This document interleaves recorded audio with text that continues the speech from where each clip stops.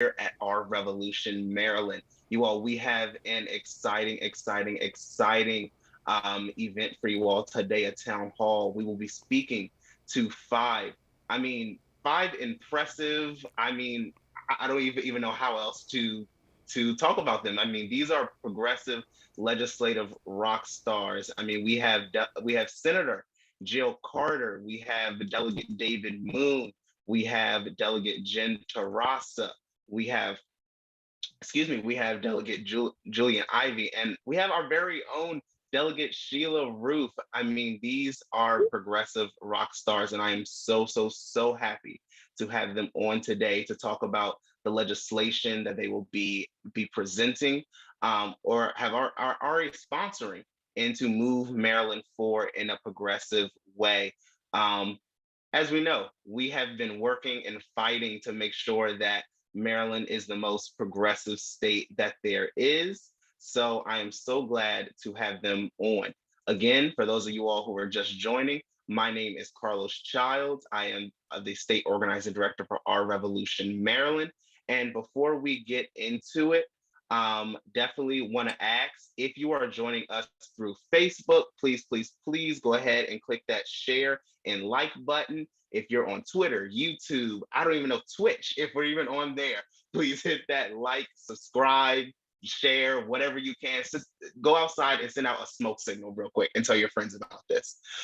This is going to be awesome. Also, as well, since I hate to do this part, but I am asking if you all are able to, please donate to our organization, so we can not only keep having events like this, so we can also prepare and plan to push, and fight to get all of the legislation that you're going to hear about today passed. These are very important bills, you all. And again, hey, oh wow, it's 7:30, you all. So I know you are done hearing from Carlos, and you are ready to hear from our amazing rockstar panel. Again, we have an amazing panel here for our 2022 MGA Session Town Hall. We will be joined by some amazing legislators. We will be joined by Senator Jill Carter. We will be joined by Delegate David Moon, who, shout out to him and congratulations, is now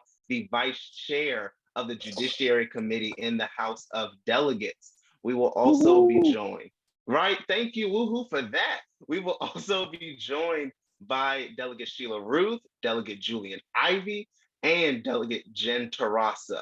And without further ado, I am going to pass it off to our Revolution Montgomery County co-chair, Kat Yu, to introduce our first panelist. Kat? Yes, it's my pleasure to introduce Delegate David Moon, who represents District 20 in Montgomery County.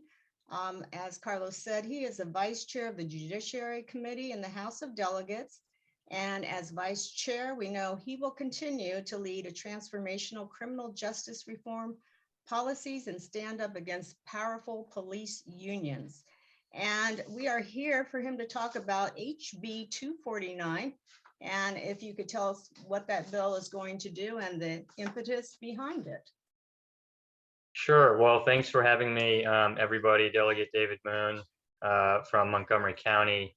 And, you know, we were asked to choose one bill to highlight, and I picked this one. And in many ways, it's a long time coming, and it represents a lot of why I got into this business. So HB 249, it takes cases of wrongful conviction in Maryland and basically requires that we actually review them to see what the heck went wrong and where some sort of misconduct occurred, to refer the judges, lawyers, and police who were handling these cases for professional discipline. Maryland has about 19 or so of these cases where someone has spent time in prison, oftentimes decades, only to be found innocent after the fact. The nation's first DNA exoneration, in fact, was a Maryland case, the case of Kirk Bloodsworth, and he was even on death row at one point. So thankfully, we've gotten rid of the death penalty in Maryland, but we certainly have not gotten rid of the underlying causes and conditions that would lead one to be wrongfully incarcerated for decades. So why else am I highlighting this other than the fact that these cases represent really a catastrophic failure of government, a catastrophic failure of the justice system? In some view, you could fairly argue that this is the equivalent of a doctor amputating the wrong leg, that professionally, maybe it's possible that some of these people are in the wrong line of work. But unfortunately, the national trend has been in these cases that many of these people, in fact, get promoted. They later become judges and the like, and there would be no professional consequences to be had.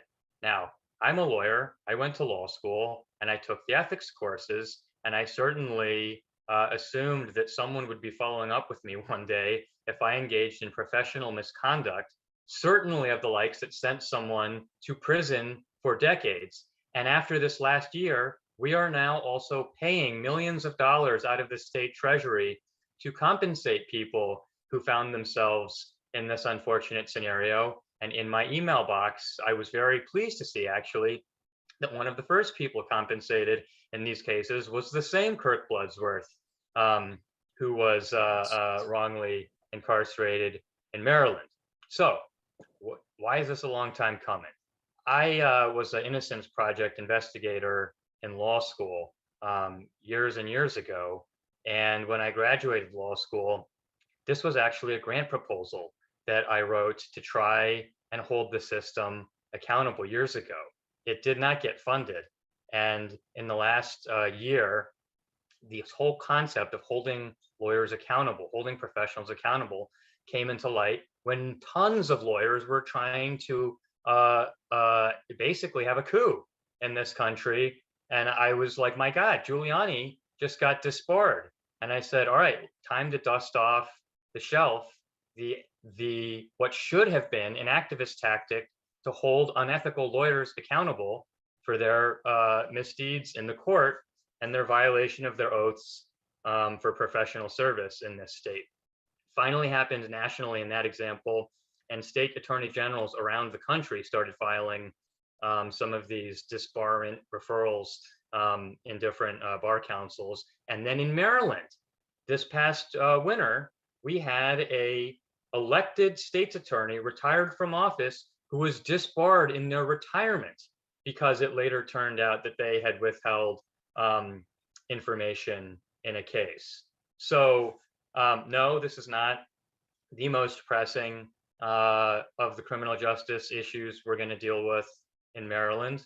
But the fact that we are now paying millions and no one thinks something's amiss here is very, very problematic.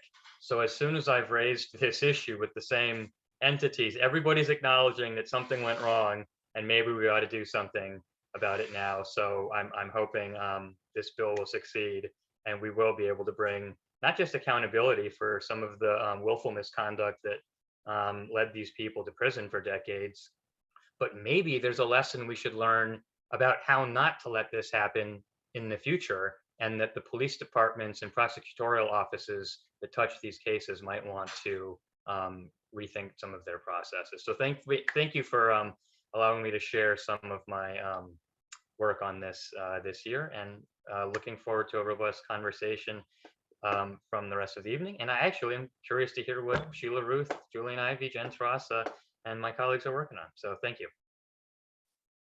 Thank you very much. We are going to go to Jake Burdett, who's on. He is president of the Progressive Democrats of Howard County. Hey, thank you for that introduction, Kat, and thank you, Delegate Moon. And I am also a member of Our Revolution Howard County and Our Revolution Maryland. And yeah, I'm here to introduce Delegate Jen Terrasa, who represents District 13 in Howard County in the House of Delegates. She was actually my delegate until about a month ago when they released these new maps. I'm not sure if those have been voted on yet, but sad that she's not my delegate anymore. But she's in the Environment and Transportation Committee. She's one of the top advocates and defenders election integrity and fairness, and she's here to speak about her bill, HB 93, which has to do with election integrity and fairness in homeowners association and local municipal elections. So happy to hear from you, Delegate Terrasa. Thank you. Thanks, Jake. I really appreciate the introduction. I'm thrilled to be here with everyone.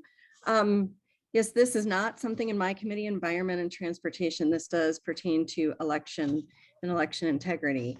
And what HB 93 does is require candidates running in municipalities and large common ownership communities, so your HOAs, co-ops, or condominiums, to report who contributed to their campaigns, how much, and what they spent their money on, just like anybody else running for state office. And it applied, basically, who does it apply to? Candidates in those large HOA, common ownership communities. I keep saying HOA because I live in one, but that it includes all the common ownership communities, or otherwise known as COCs, with 2,000 or more lots, and all municipalities, or it will as soon as I fix that part of the bill in an amendment, but it'll be all municipalities. And basically what it does is it sets up two pathways, and I'll get to why this is important in a minute. But it sets up two pathways. The first is that, my camera went off the wrong way. I'm assuming I'm still here. Just made you full screen so everyone can see you. I'm not full screen anymore. Okay. You are Well, now. good. We can see you. You You're are good. now. You We can see me. you. Okay, well, good. Yep. That's good enough.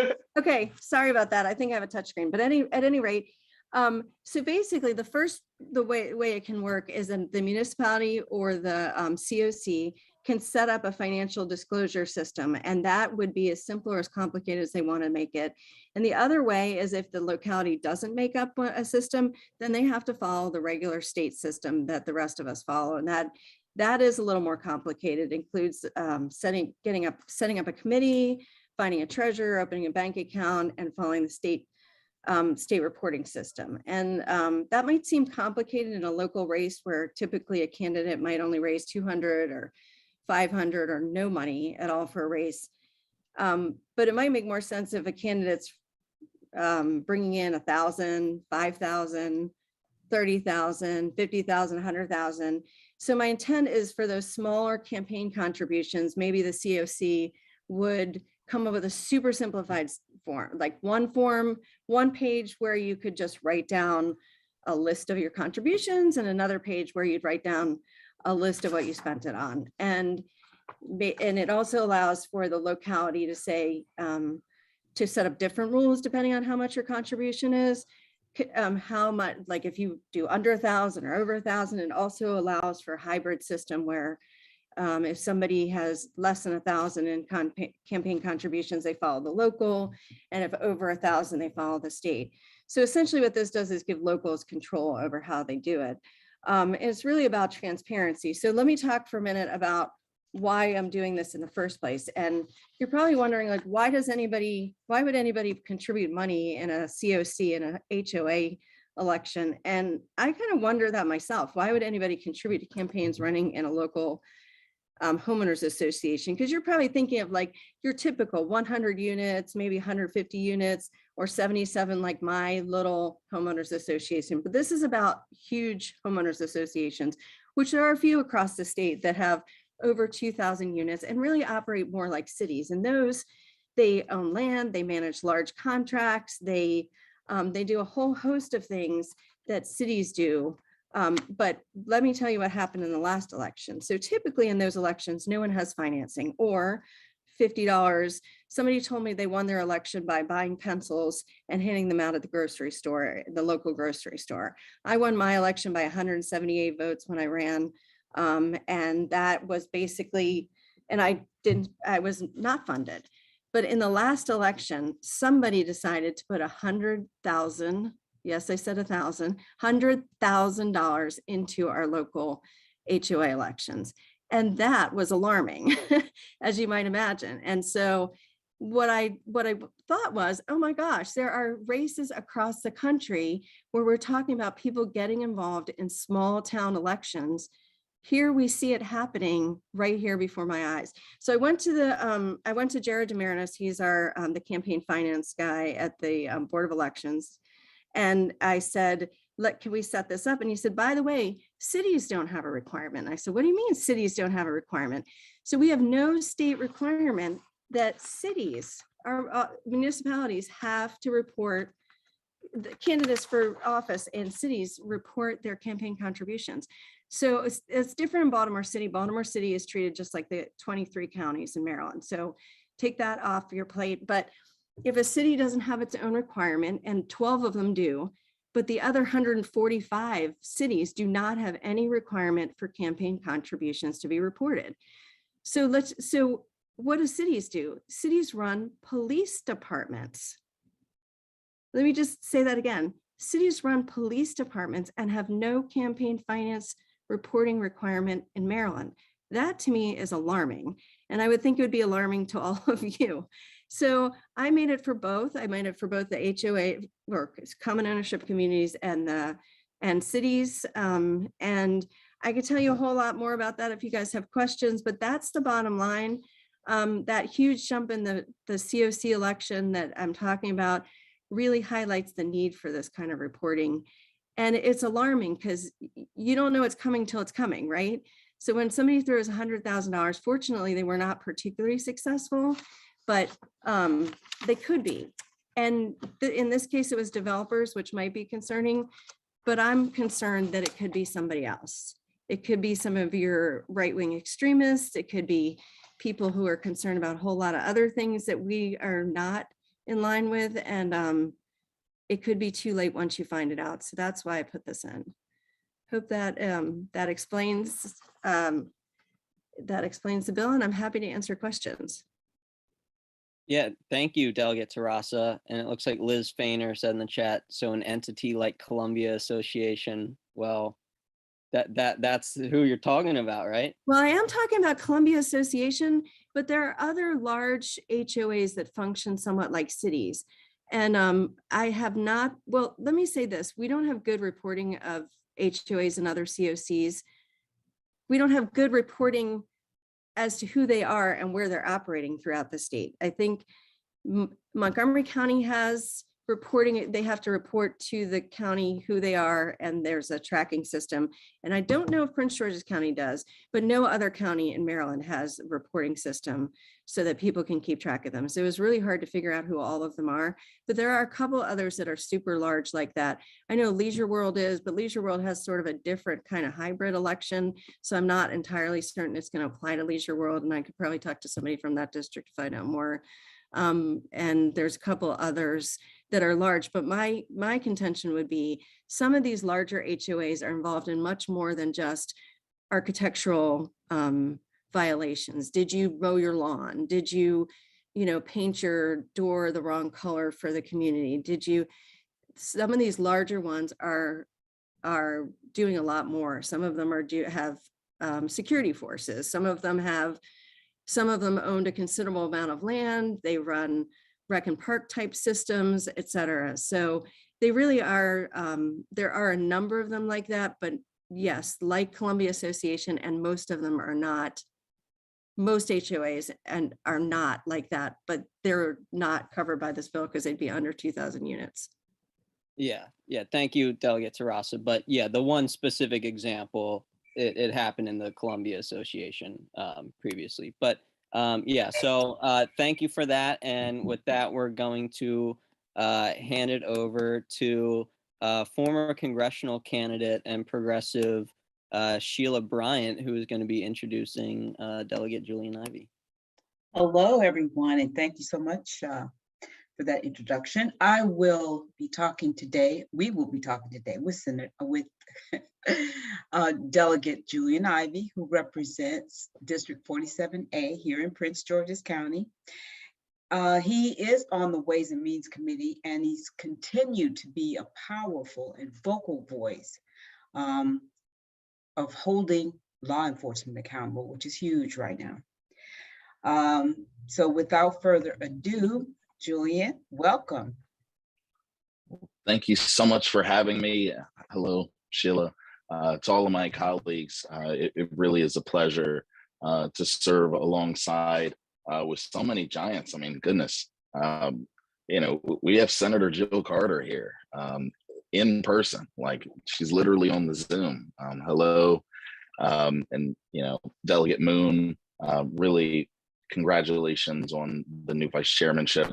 That's not just a personal victory for the delegate, that's a victory for the progressive wing of our party here in the Maryland General Assembly.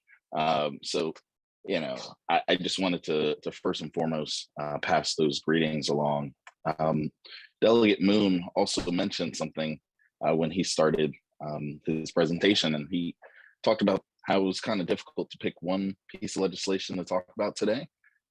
But the reason why I am proposing this legislation again, by the way, it's legislation to end qualified immunity as a defense in civil cases against law enforcement officers specifically. Proposed it last year as well. It was proposed by myself. Delegate Wilkins also proposed very similar legislation as well last year.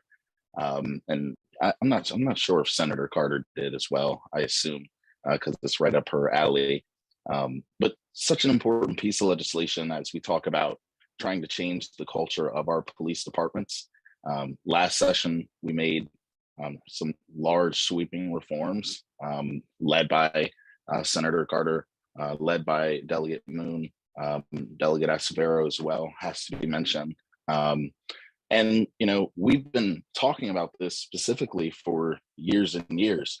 I think there's a quote from Senator Carter's father talking about why we need to repeal the Law Enforcement Officers' Bill of Rights decades ago.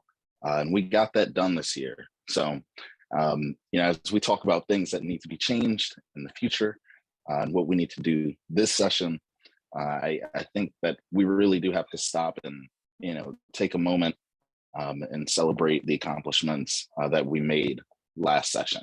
So qualified immunity, it is a form of immunity granted to government officials, officials of the state who are operating under their duties. They can claim some sort of immunity when they're being sued in civil court, saying, you know, essentially, this was part of my duty, therefore, you know, I'm immune to any claims that she may try and file against me.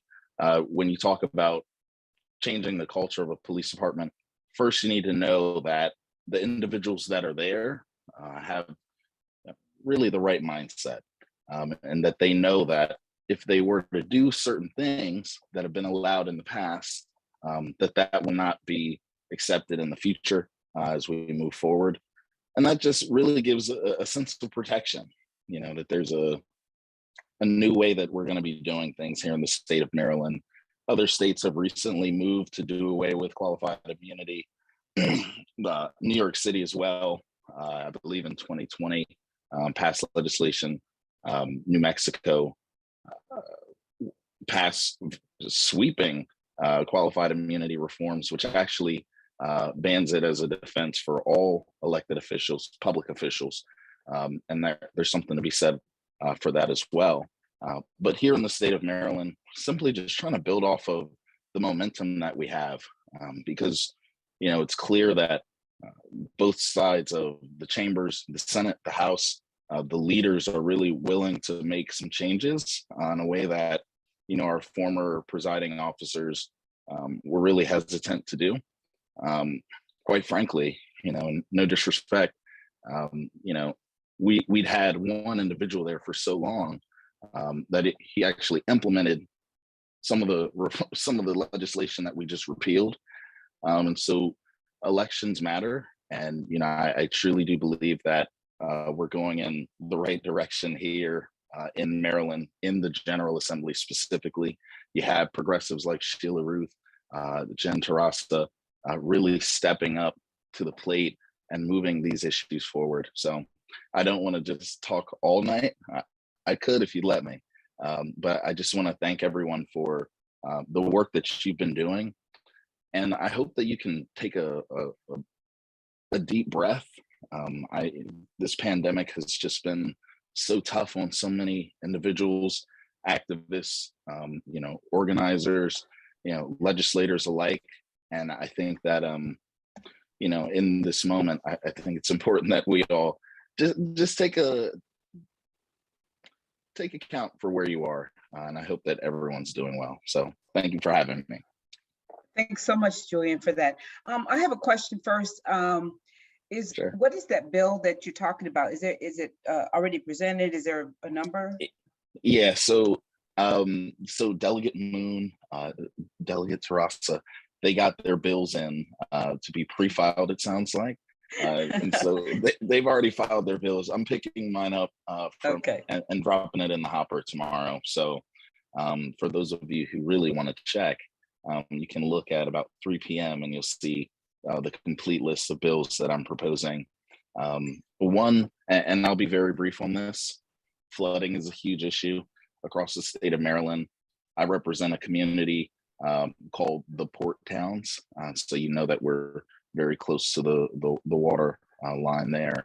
We have a huge flooding issue. So I'm putting forward legislation to expand on some grants to provide funding for individuals who don't even have the money to pay for the repair, and then they get a tax credit for that. So just trying to be able to ensure that low-income individuals can really get themselves ready for the changing environment that we have. So thanks for having me. Great, and it is coming. I think I have a really quick question. Someone in the chat wants to know who has the power to pass these specific bills, and I guess that would be all of you. Yes, but it's going to take all of us, both chambers, coming to some sort of agreement. And I mention that because how a bill is introduced. It could be the best bill ever written, and it's going to solve every issue, but it also has to pass the Senate, and that's not always something that's very simple. So again, God bless Senator Carter. Thank you for all your hard work. Yeah. Okay, with that, thanks again, Julian. Next, I'm going to pass it to John for the next guest introduction. John? Hi, pleasure to introduce Sheila Ruth, Delegate Sheila Ruth, also one of the chairs of our Baltimore County, Our Revolution group, and a friend of mine from that group, although I think we've mostly met on Zoom since 2020. But Sheila, would you tell us about your bill on the Commission for Universal Healthcare? Would you be reintroducing that this year? Yeah, thank you so much for the question. And hello, Our Revolution family. It's such a pleasure to be here. I've been involved with Our Revolution, I like to say, since before it was founded, since I helped recruit people for the house parties that kicked it off. I helped to found the Baltimore chapter. So being here is really like being home, and I truly am happy to be here. Like everyone else, I was asked to pick one bill, and it's like asking you to pick one child. It's really hard to do. But I chose the Commission on Universal Healthcare because if there is a signature issue for Our Revolution, it's universal healthcare. And so this bill has been sponsored and championed by Senator Pinsky in the Senate for some years. I think it may have been sponsored by other people before that. It's been around for a while, but universal healthcare is important. And while there are many people working hard, and I have respect for them, trying to get everybody covered under the exchange, I just think that that's not a solution that's going to work. It's not the solution to getting everybody the healthcare they need when they need it, where they need it. As long as you have insurance company profit in the mix, and as long as you have the complex billing of having multiple companies, you're paying more for healthcare than you should be paying. The taxpayers are paying more for healthcare, and the individuals are not necessarily getting the healthcare they need. Not everybody is covered. And of those people who do have healthcare plans, some have out-of-pocket expenses that are so high they can't afford to use them. So what good is healthcare if you can't go to the doctor when you need it? So this Commission on Universal Healthcare bill creates a commission that will then develop a plan and legislation to be introduced to create a comprehensive, affordable, high quality, publicly financed healthcare plan. And so that's important. Publicly financed is really the way we have to go. And to me, it's the only logical solution, because you have one billing entity, you don't have to worry about the profit layer. So, you know, it's the only thing that really makes sense, and you can really make sure that everybody is covered. And this plan requires, you know, everybody in the state to be covered. And so this year, we really looked at this and we made some changes. Do you want me to talk about that now, Jonathan, or am I jumping? Yeah. What are the updates that you're planning on making to the bill? Yeah, thank you. I'm sorry for taking your question away. Yeah. You know, like I said, this bill has been around for a while, and so went into it doing some updates. And so one of the things that we've added is incorporating healthcare equity as a goal to reduce healthcare disparities and increase healthcare access, especially in urban and rural settings that have limited access. Also, while I said that the plan is required to cover everyone in the state, and it has said regardless of income, assets, et cetera, we also added citizenship or immigration status to the bill, because it should literally cover everyone in the state, because if everyone in the state is not getting health care, that hurts all of us. And healthcare is a right, and everybody should have the right to get the healthcare they need when they need it. Also added reproductive care as one of the requirements in the plan, including pregnancy, birth control, and abortion services. That's really important. And you know, we're seeing what's happening, you know, with Roe v. Wade, where it's very likely to be overturned in the next 6 months. Now in Maryland, we're in pretty good shape there because we have abortion rights codified in law, but that doesn't mean that everyone has access. And if you can't afford reproductive care, then the right is meaningless. So this plan would require reproductive care. It also, the changes include a plan for transitioning workers displaced by changes to the healthcare system, because there are people who work for insurance companies who may need to transition to other jobs. The other thing is, in terms of made a few changes in terms of trying to really get it across the line. One thing is that there's been a lot of work done in other states. So we're not starting from square one. And so it requires that this commission look at the work that's being done in other states as a starting point. And one of the biggest problems with this bill has been the fiscal note. And in talking to the fiscal note writer last session, that basically most of the fiscal note is consultant fees for developing the waivers. Now we're likely going to need waivers for the Affordable Care Act, for Medicaid, and presumably for Medicare, although there aren't currently Medicare waivers, that would allow us to collect the federal monies coming into the state. But basically we've modified the bill so the commission will recommend how those waivers might be used, but it's not required to develop the waivers. That would be in the next step. And so I'm hoping that's really going to reduce the fiscal note to where we can really get this commission going and get a plan to introduce in the General Assembly and really get this thing started, because I think it's important to do that. And there are, you know, other people who are championing universal health care. Senator Carter, who was here, is one of those as well. And however we get to universal health care works for me. I think it's important to get there. So there's a lot we could do with our revolution to support your bill.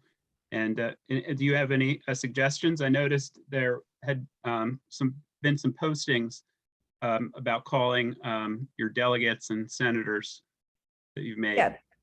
Yeah, thank you for that question. And so I also don't have a bill number. I will be dropping this by the end of the week, so you should be able to see it by Monday on the bill list, and I'll have a bill number. But I have actually a form that I'm going to drop in the chat. That if you're interested in helping to support this bill, just fill out the form, and I promise I'm not going to spam you. I'll only send you relevant information about how you can support the bill. Okay. Thank you so much. Thank you very much. So now I'll be introducing Senator Jill Carter. Is that right, Carlos? That is correct. Yes, yes, you'll Good be evening. introducing Delegate, I'm sorry, Senator Jill Carter. Okay. Well, okay. Thank you. Good evening, Senator Carter. How are you this evening? Good evening. Hi, everybody. Nice to be here. Hi. So you're my senator. Actually, I live in Northwest Baltimore, and so I'm proud to say that the last canvassing I did before we went all virtual was for you in Columbia. You represent Columbia also? Well, Right? that was in another race. Okay. So, but the you'd like to tell us about your bill legalizing marijuana that you're introducing to the Maryland Senate this session? Sure. So I noticed everybody focused on just one bill. So are we relegated to only one piece of legislation? Even if I'm No, not necessarily, but would you like to speak about something else? Yeah, I'll start there, but there are a few other things I want to talk about, but Okay. I'll be as brief as possible. So I want to lay out the land, give a lay of the land. So the House of Delegates is proposing a marijuana referendum that process would take a couple of years, and it would not produce a policy, marijuana policy legislation to go along with it. And I think, and many people think that the policy for marijuana, like who gets licenses, who gets access to licenses, where revenues go from marijuana, how we deal with people that have been victims of marijuana prohibition, all of those things are very important. And so the Senate is coming out with a policy piece that would accompany the referendum. And I'll highlight just a few things I think are important. One of them is, and also I want to be clear, there's a whole work group that I'm a part of with the Senate that's coming up with a major piece of legislation. I'm, in addition to the major piece, doing my own because I want to have the leverage, assuming the majority piece doesn't have everything I want, and it doesn't seem like it will. So when we have to look at who gets licenses, we have to make sure that people that are in the medical industry, the rich corporatists that are in the medical industry that have a monopoly on that, don't have a monopoly on the recreational adult use industry. And one of those things, we have to look at different ways that they can enter into the game in recreational, and many proposals are on the table, the majority group and mine, about ways that they can pay high fees to participate into a social equity fund of sorts. And that's one proposal. Another proposal that my bill does is this mentor protege concept that majority companies would have to partner with small and minority businesses that want to get into the industry but don't have the capital up front, and walk them through the process until they're able to stand alone. And then there's so many aspects to this, but another very critical part is the criminal justice piece, making sure that people that are tainted with convictions for marijuana have those convictions vacated. There's different opinions about how to do that. The majority group says vacate, that says expungement. I'm leaning towards something in addition to expungement called vacature. And the reason is New York and 2 other states have done vacature, and vacature says there has never been any conviction. This never happened. Expungement just says, yeah, there was a conviction, but it's all erased now. And vacature is particularly important because people that have immigration issues, a couple of things, understanding that expungement doesn't work for them because completely clearing the record doesn't help them when in the federal system, but vacature would be a better option for them. And so that's just one additional reason why I favor vacature.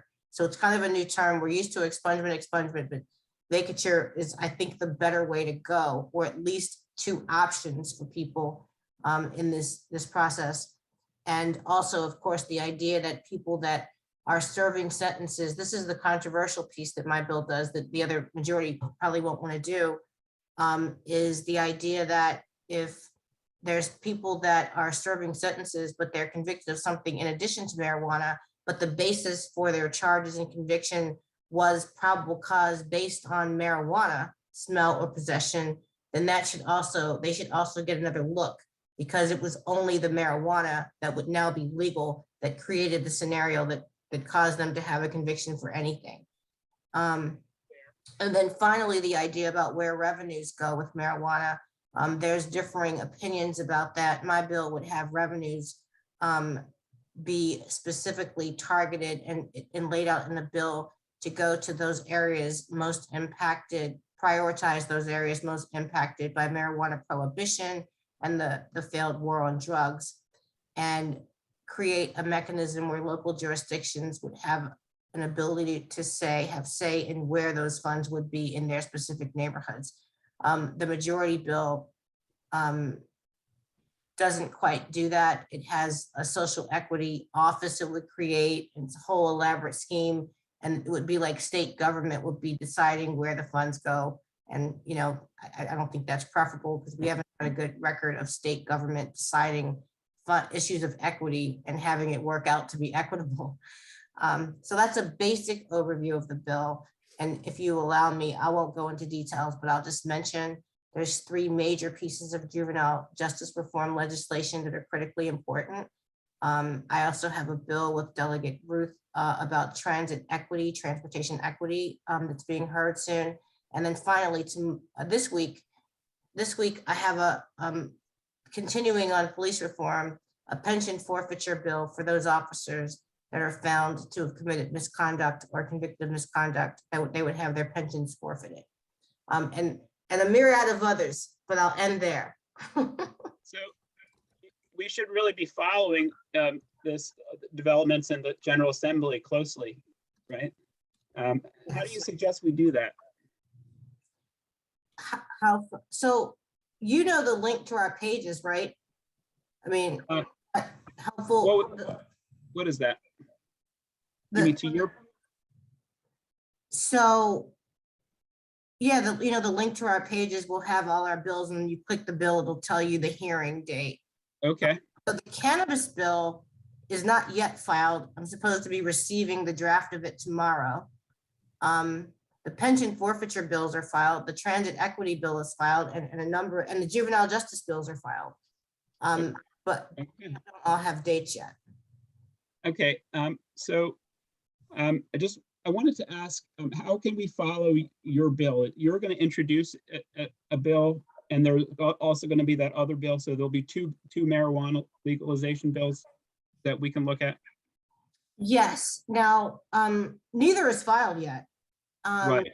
And I can tell you that with respect to my bill, I've consulted and gone through long meetings with members of the Public Defender's Office to help work out the criminal justice piece, the ACLU, Leaders of a Beautiful Struggle, the Maryland Black Chamber of Commerce for the minority business piece. So it's a collaboration effort of a lot of people that have expertise in certain areas. Okay, we'll look out for it, and let us know how we can support you in that bill. Thank you. I believe that Carlos is ready. Carlos? Yes, thanks so much, Jonathan. And I want to first say thank you to all of the speakers today. I mean, I know I'll tell you all this. It is a lot of questions in the Q&A, so I'm ready to get into it. But before we start, I definitely do want to say thank you so much for joining us. To our other elected officials who are on the other side of the Zoom watching, Delegate Linda Foley and also Delegate Michelle Guyton. If I missed you, I'm sorry. Please put it in the chat that you're here, and I will definitely shout you out throughout the Q&A.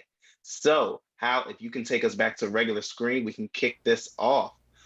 So we have a lot of questions. If I'm going to let me see.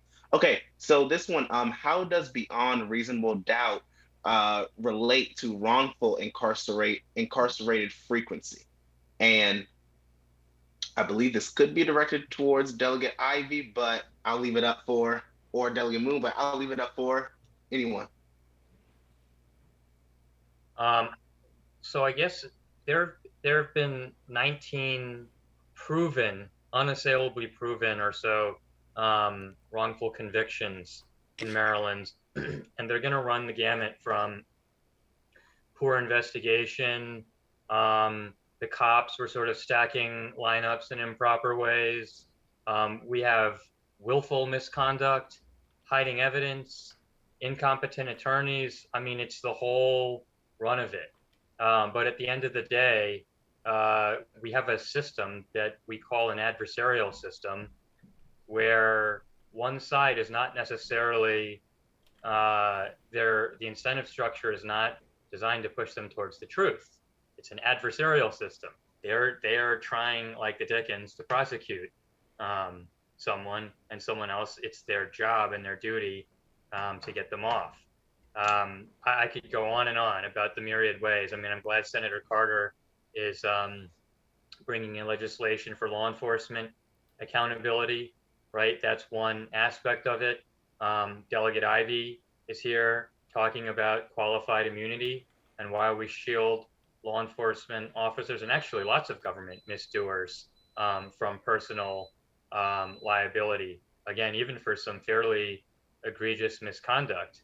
And I'm trying to point to the ways in which we supposedly have licensing rules for the scientists who testify in these trials, for the police, for the psychologists, right? All of these are licensed professionals in Maryland.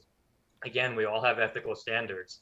And it's not clear that on any of the things I'm talking about, the incentive structures are lined up in such a way that they're trying to get to the truth. So is there a reasonable doubt problem? Sure. But even within a reasonable doubt problem, all of these incorrect outcomes are happening. And so that's why, at least for me, and you can see this sort of collective drawing a line in the sand here, you know, ending qualified immunity for convicted wrongdoers, at least disbarring those lawyers who got someone locked up for decades. I mean, right? None of this stuff is happening right now. None of it. So all of these efforts that you're hearing about today, they're part and parcel of the same thing, which is trying to make the justice system work and to make sure the adversarial process does not lead to racially disparate outcomes, that it's not leading to unnecessary incarceration or improper reliance on the criminal justice system and police to handle problems that really they're not set up to handle. Are we willing to look at the facts? Today, I'd like to say I'm hopeful. Again, none of these things have happened. So we need you. Thank you for being here. And let's get it done. Definitely. Awesome. Awesome. Thank you. The next question is, I think this is towards Delegate Terrasa, is accountability is imperative for citizens to have confidence in our elected officials and laws. Is there a similar law in the civil arena? What happens when state agencies do harm through misconduct? If not, how does one propose change to the law to ensure that there is accountability in the civil arena? And I guess this is directed towards your HOA bill and for the municipalities and really making sure people are held accountable to who they're getting money from. Well, and I appreciate the question. I don't think it would be through election law, though. I know a lot of I think any of my colleagues could probably speak to that, but it's been very difficult. I know a lot of the committees have been trying to hold the departments, the various departments, Department of Health, somebody jump in, I think Sheila could probably say labor, all sorts of departments that are causing some trouble at this point, have been trying to hold, our committees have been trying to hold them accountable, but it's been very difficult. I don't off the top of my head have a solution to that problem, but I'm open to ideas, and if any of my colleagues have some ideas on that, but it wouldn't be through election law per se. Okay. I Go ahead, Delegate Ruth. I think that may have been directed to Delegate Ivey related to qualified immunity, whereas I think somebody's asking about besides police. Oh, okay, then So sorry about that. Yes, Delegate, I think you can answer that question. That'd be perfect. Thank you, Okay, Delegate. and I see Jess also had a question about qualified immunity, asking how long it's been in place and if police are the only state employees who have it. I think in the late 60s, there was a Supreme Court case that established this is as law. And, you know, are they the only state employees who have it? Absolutely not. You know, we as elected officials, you know, prosecutors, et cetera, state employees generally have some immunity provisions. It only really shows up in an egregious fashion when you have individuals, you know, who are empowered to use weapons and other forms of violence that Delegate Moon was mentioning just a few minutes ago. And there was the first part of this question that was passed around, and I don't see it, in fact. Maybe in the answer, the first part of the question I asked for Delegate Terrasa, that's supposed to be for you. Let me see. What happens when state agencies do harm through misconduct? I guess that. Yeah. All right. Yeah, Cool. I think Definitely. it's kind of been passed around already. Definitely. Next question we have is why create a healthcare commission? Just draft a universal healthcare bill. So I guess Delegate Ruth, you can answer that one. Well, thank you so much for the question. And, you know, like I said, I'm in favor of universal healthcare by whatever means works. And there actually has been a direct bill that will directly create a universal healthcare system. I know Delegate Acevedo has sponsored that. I think Senator Carter, did you sponsor that also? And I don't know if that bill's going to be in again this session or not. And if that passes, that's great. I would say the reason for the commission is politics. That, you know, if a commission can develop the confidence in their work to get this passed, where maybe, you know, a lot of people look at a universal healthcare system and they don't, you know, they don't understand it and they don't think it can work and they think it's too expensive. And so it's just not even being considered. Whereas if we can get a commission passed that's going to look at it, I think of it as being like the Kirwan Commission, and look at how the Kirwan Commission, you know, really delved into education and developed a plan, which was then introduced and has now been passed as the blueprint for education. Thank you, definitely. The next question, why have a referendum for marijuana legalization? The person asking, as saying, just pass a bill legalizing it by X date, then it's done. So Senator Carter, you're probably the best one to answer that one too. That one. Oh, you're on mute. I'm sorry, could you repeat the question? Yeah, no problem at all. No problem at all. Why have a referendum on legalizing marijuana? Just pass a bill legalizing it by a certain date. Right, not my call. So that's not the Senate's position, that's the House's position. So I would say beat up on your House of Delegates members, because I don't think it's their brainchild either. It's my understanding it's a leadership decision that the speaker, that's the way that she wants to proceed. And so the way the House of Delegates works, everybody's pretty much going to be beaten into falling into line with that. But, you know, I'm hoping that the two sides will come to a compromise where there'll be a combination of policy bill combined with referendum at the very least. But, you know, that's not the Senate's position. A referendum is not our position. Let me jump in there too, Yes. and just say, you know, Senator Carter speaks truth on much of this. You know, years ago, I had the bill and I introduced it in defiance of some folks to put marijuana on the ballot. But again, I was trying to do this years ago, and my theory of the case then was, my God, these people aren't ready to just do it through a vote and a bill. So I'm going to make it easy for them and let them punt it to the ballot. Now you come out years and years later, and I'm stunned to see that Virginia, the heart of the Confederacy, has legalized right under my nose. And the District of Columbia, the voters, in defiance of the federal government, forced the city government to do the same. Though we all know that's tied up by our thanks to our friend Andy Harris. So I've come around to the other position that we ought to just be able to do it. But here's the thing: Senator Carter's also right that the chamber leaders, and in the House it's 141 members, so it's dealing with purple counties and blue counties and everything in between. And I can't tell you the number of people in both parties who told me they secretly had agreed with the bill the whole damn time. Oh, really? Are you gonna vote for it? Well, maybe. I got to get through my primary. It's my first reelect. They got through it. I called them. I say, you ready to put your name on this? No. So that's the political reality of it. That you may see some people who still to this day feel that way. So at this point, I'm like, you know what? This thing is going to pass. We stick it on the ballot. Fine, so be it. The more important thing for me is what does it say?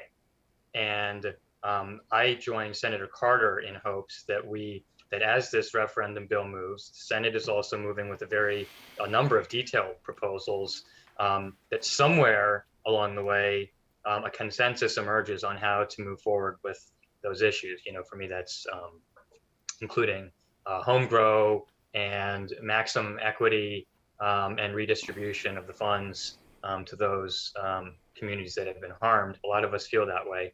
So I think those are the things to really throw down on at this moment, because a lot of that is an open question. Believe me, there's lobbyists that have been hired. Every licensed medical folks seem to now have a lobbyist, and they're out there. So sleep with your eyes open on this.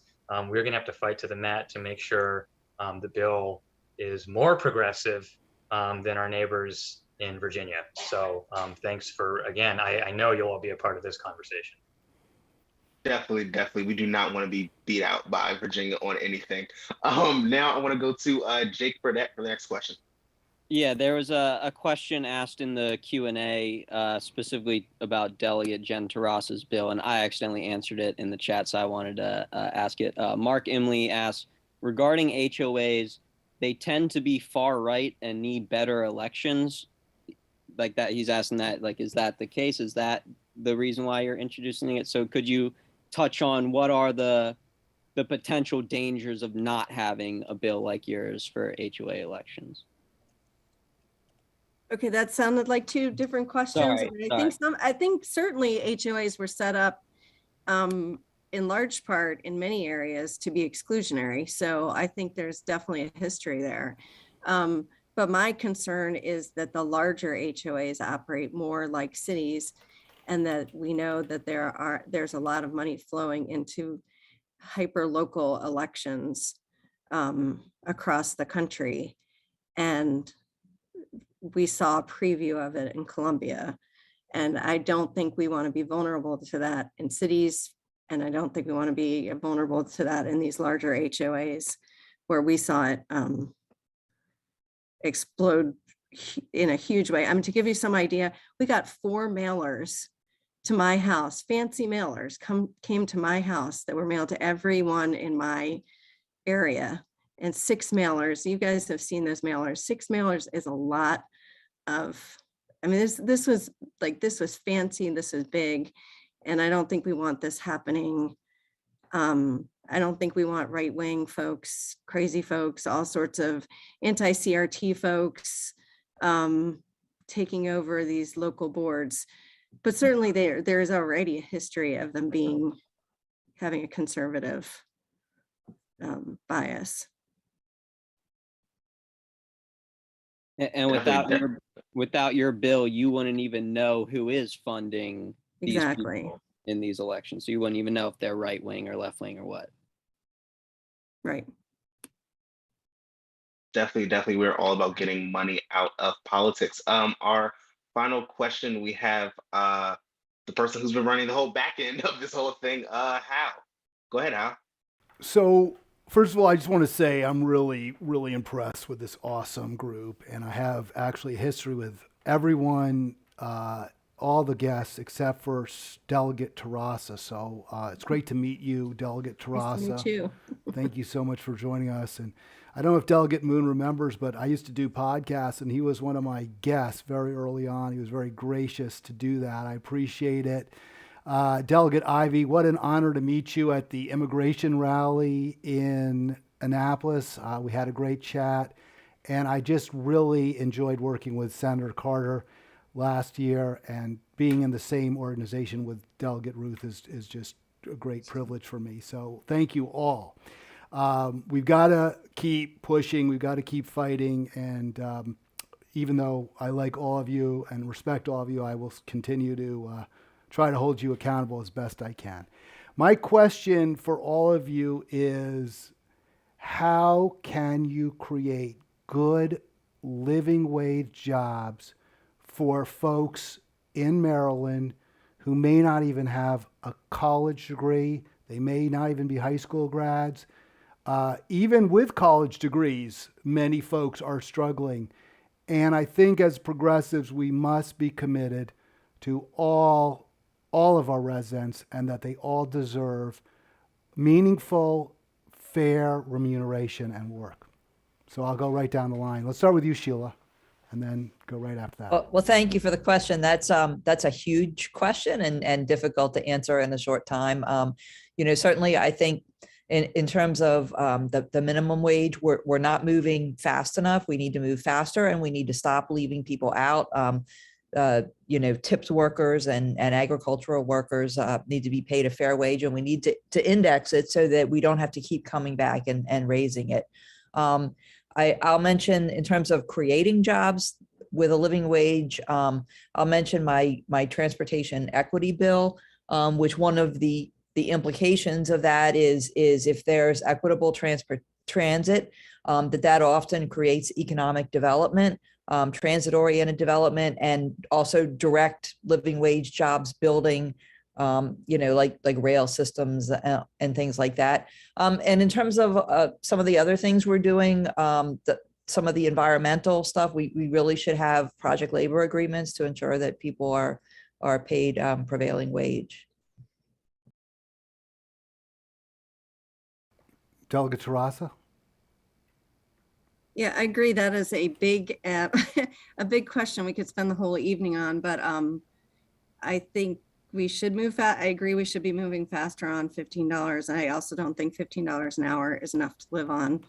I think we all probably agree that is still low. I know that we've talked about this in Howard County because of an issue that came up in Howard County with the right to get to be rehired. After a shutdown came up in a hotel there. I think we can support apprenticeships, and we can stop, the state government in particular can stop contracting out things.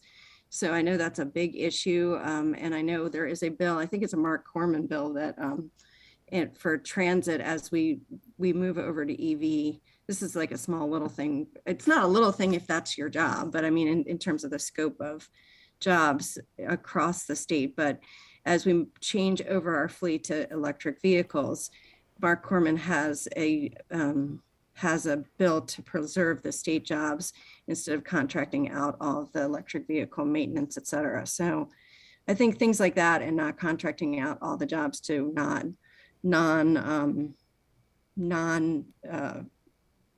benefited positions, part-time, all the other things that government can do with our positions.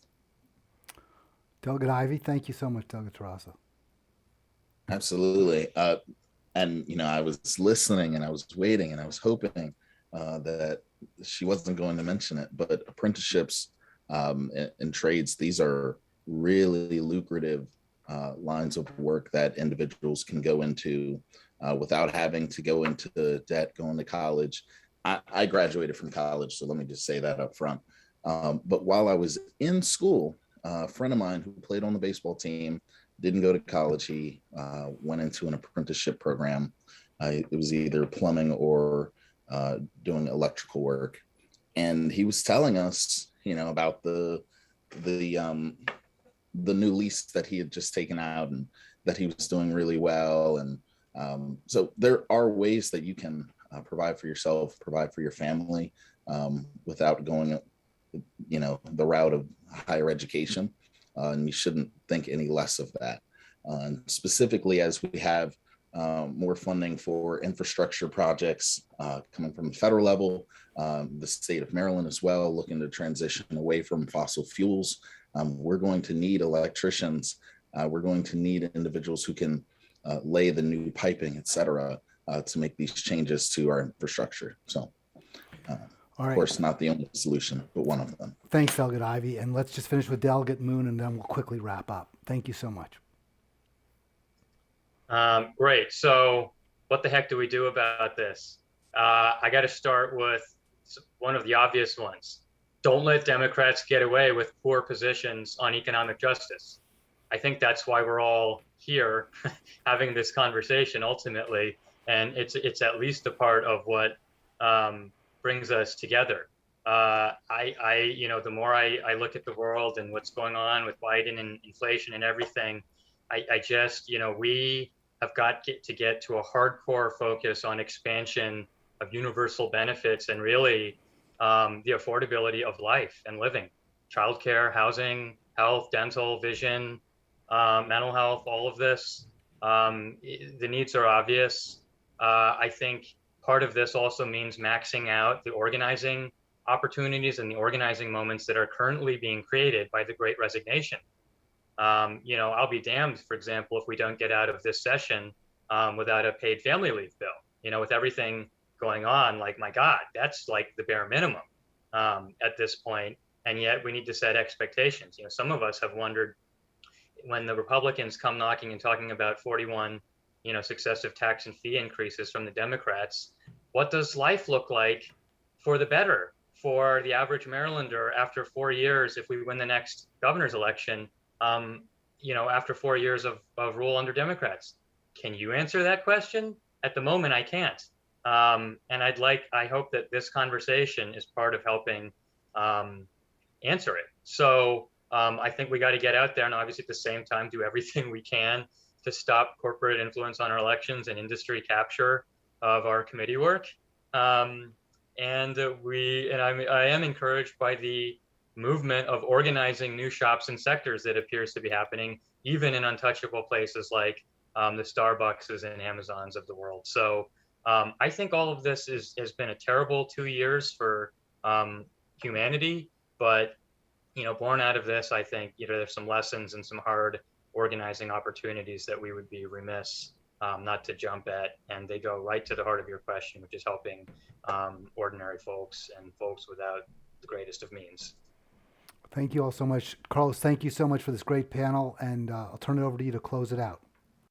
Yeah, that last question, all the answers that just scratched everyone's progressive itch that they've had for really firebrand politics. So I love it. You all five of you, Senator Carter, Delegate Moon, Delegate Terrasa, Delegate Ivey, Delegate Ruth, you all have been incredible. I want to again extend as many thank yous as I can give for taking your time out of your busy schedule to be here today. Thank you all so much. We are going to go ahead and wrap it up with Hal. Actually, I don't know why you brought me back on, but Hal, if you can go ahead with the national report, and then we can go ahead and wrap it all up. Yeah, I was going to just forget about that national report, but real quick, let's just share that screen. Thank all the folks for being on board, and we'll close out with our chant, which is when we organize, we win. So I'll say it once, you'll say we win, I'll say when we organize, and we'll say have a great evening. When we organize, we win. We win. Have a great night, everybody.